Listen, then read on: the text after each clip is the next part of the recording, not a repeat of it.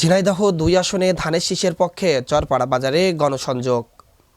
ত্রয়োদশ জাতীয় সংসদ নির্বাচন ২০২৬ উপলক্ষে ঝিনাইদহ ২ আসনে বাংলাদেশ জাতীয়তাবাদী দল বিএনপির মনোনীত প্রার্থী অ্যাডভোকেট আব্দুল মজিদের পক্ষে ভোট প্রার্থনা করে গণসংযোগ অনুষ্ঠিত হয়েছে।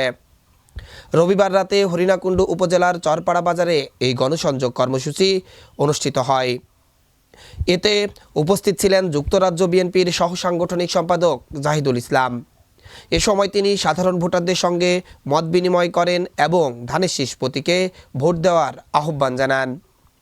গণসংযোগে উপস্থিত ছিলেন হরিণাকুণ্ডু উপজেলা বিএনপির সাধারণ সম্পাদক তাইজাল হোসেন, জেলা যুবদলের কৃষি বিষয়ক সম্পাদক কামরুজ্জামান লিটন, স্থানীয় ইউপি সদস্য শহীদুল ইসলাম সহ বিএনপি ও এর অঙ্গ সংগঠনের বিভিন্ন পর্যায়ের নেতাকর্মীরা।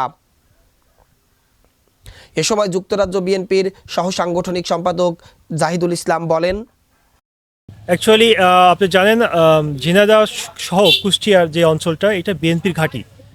বাংলাদেশের সবচেয়ে বেশি ভোট পায় বিএনপি কিন্তু এই দুই অঞ্চল থেকেই, এবং এই অঞ্চলের মানুষ অন্ধের মতো বিএনপিকে ভালোবাসে।